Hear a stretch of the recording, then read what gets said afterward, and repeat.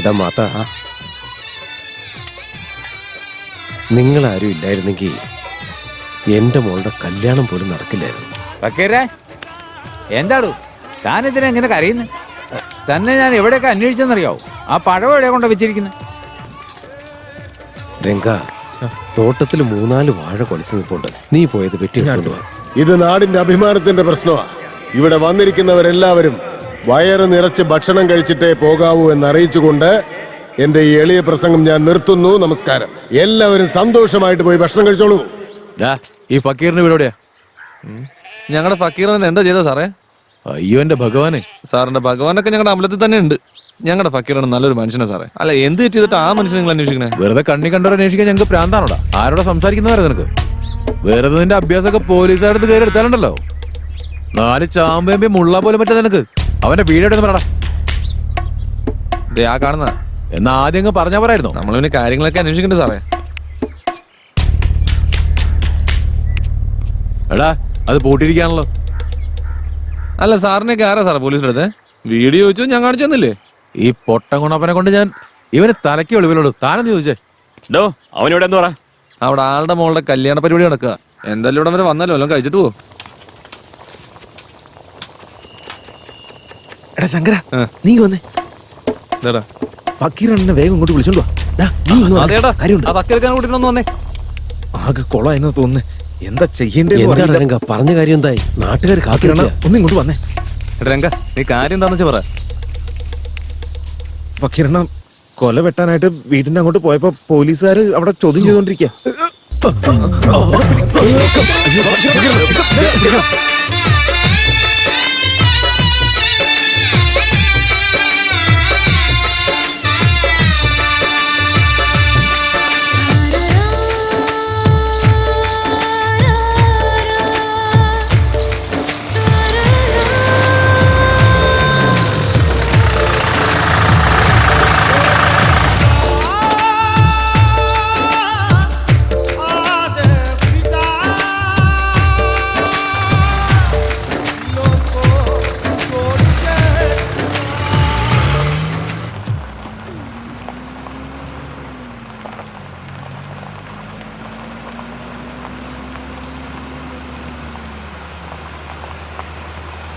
എടോ, പോലീസുകാരെ കുറിച്ച് താൻ എന്താ വിചാരിച്ചിരിക്കുന്നത്?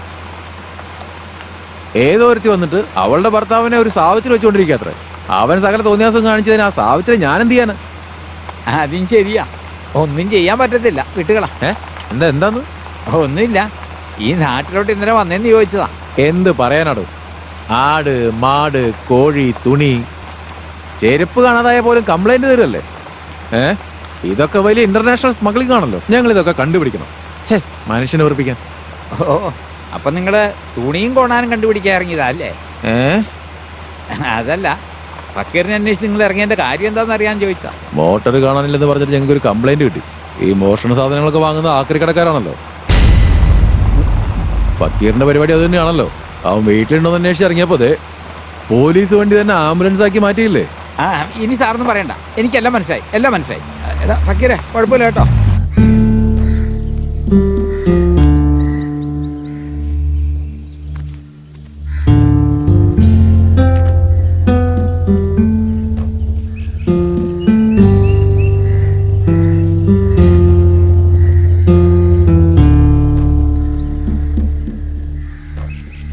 അതെ, കുറച്ചു കാലമായിട്ട് എന്തോ പറ്റിയിട്ടുണ്ടല്ലോ.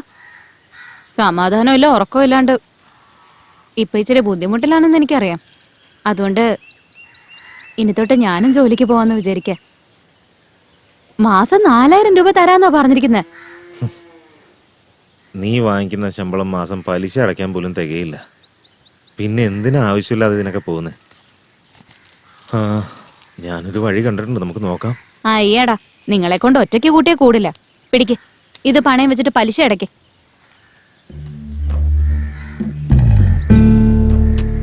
ബാക്കി കടം നമുക്ക് എങ്ങനെയും കൊടുത്തു തീർക്കാം.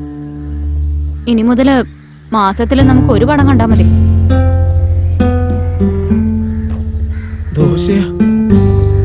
വേണ്ട, ഇനി മുതൽ തോന്നുമ്പോ ഞാൻ തന്നെ ഉണ്ടാക്കി തരാം.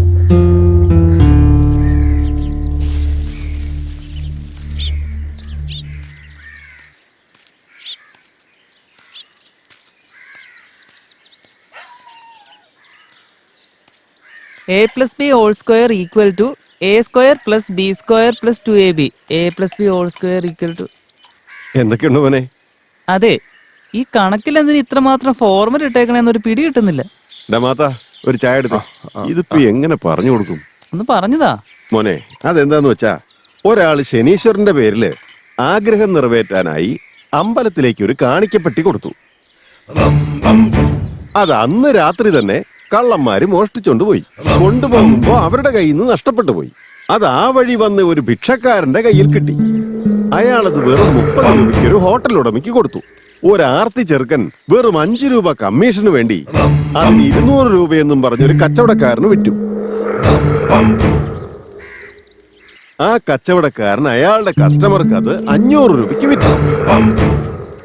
പിന്നീട് ഇതിനെക്കുറിച്ച് അന്വേഷിക്കാൻ പോലീസ് ഇറങ്ങിത്തിരിക്കുമ്പോ അത് ശനീശ്വരന്റെ അമ്പലത്തിലെ കാണിക്കപ്പെട്ടിയാണെന്ന് മനസ്സിലായി. ചോദ്യം ചെയ്യൽ നടത്തി കഴിഞ്ഞപ്പോ എല്ലാരും പിടിക്കപ്പെട്ടു. അവസാനം അതിലാരൊക്കെ ഉൾപ്പെട്ടോ അവരെ എല്ലാം കണ്ടുപിടിച്ചില്ലേ? യഥാർത്ഥത്തിൽ ആ കാണിക്കപ്പെട്ടിയുടെ വില എത്രയാണ്? എന്താടാ മാത്ത, എന്ത് ചായ അത്? എന്താടാ അവിടെ ഒരു രഹസ്യം പറച്ചില്? ഞങ്ങൾക്ക് പല കാര്യങ്ങളും പറയാനുണ്ടാവും. ചായ കുടിച്ചതിന്റെ കാശ് വെച്ചിട്ട് എഴുതിട്ട് പോകാൻ നോക്കണോ? എപ്പ നോക്കിയാലും എന്തെങ്കിലും കൊണന്ന് പറഞ്ഞു.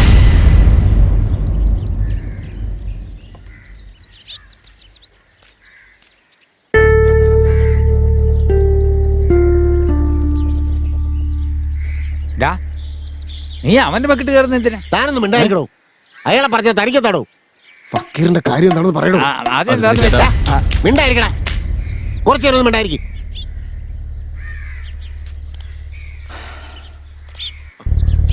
നമുക്ക് തെറ്റ് പറ്റിപ്പോയി ചേട്ടാ. മോഷണം നടത്തുമ്പോഴൊക്കെ അതിന്റെ സുഖവും ദോഷവും ഞങ്ങൾ മാത്രമേ അനുഭവിച്ചിരുന്നുള്ളൂ. ഞങ്ങള് നാടോടികളെ പോലെയായിരുന്നു. എന്നാ ഈ നാട് അതുപോലെയല്ല. നല്ല ഒത്തൊരുമയുള്ള മനുഷ്യരാ ഇവിടെ. എല്ലാവരും സ്നേഹത്തോടെ സഹകരിച്ച് ജീവിക്കുന്നു. മാനം നഷ്ടപ്പെടുന്നു പേടിച്ച് നമ്മുടെ ഫക്കീർക്കയ്ക്ക് നെഞ്ചുവേദന വരെ വന്നില്ലേ? ഭയവും ദേഷ്യവും ഒക്കെ കൂടി തമ്മിലുള്ള സ്നേഹം മുറിഞ്ഞു പോകുന്ന കണ്ടില്ലേ?